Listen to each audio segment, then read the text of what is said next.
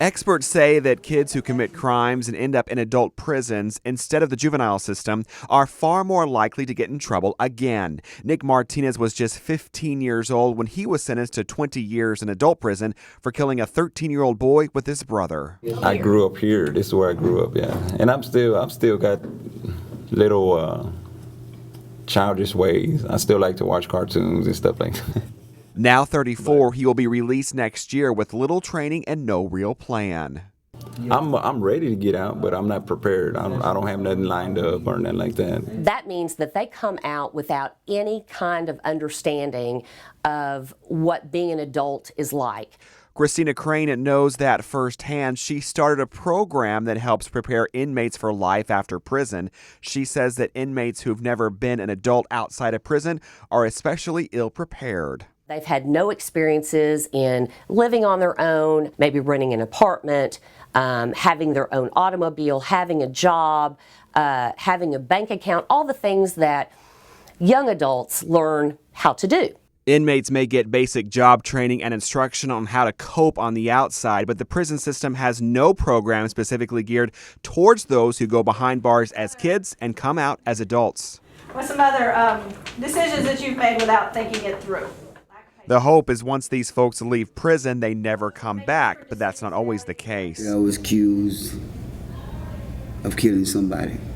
Harry Johnson is serving a life sentence for murder. Now 58, he was 15 when he was arrested for killing a Dallas police officer. He's been paroled before, but sent back to prison. But if that time ever come for me to pull this white uniform off again, as I sit here and talk to a news reporter, I'll never come back to prison. I know the keys. It's a key to my life.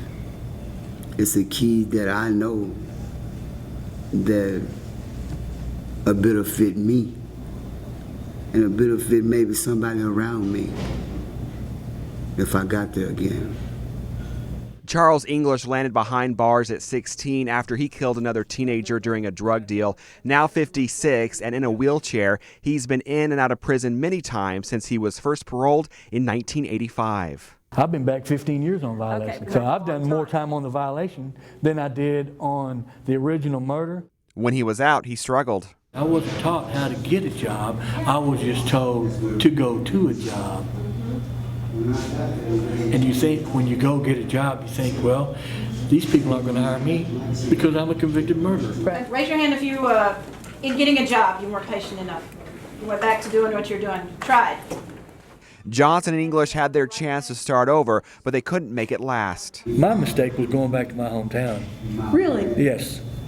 Oh yes, because it became a volley of people that didn't want me there. Meanwhile, these men were just released from prison. For the first time in what could be decades, they can now make their own decisions.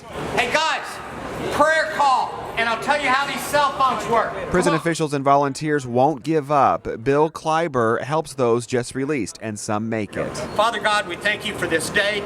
We thank you for the gift of life, and we thank you for setting us free. Not just from prison, but in our hearts and in our minds.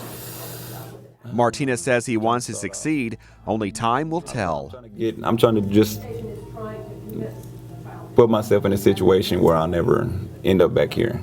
I just want to be away from all the trouble, all the drama that put me in here to begin with.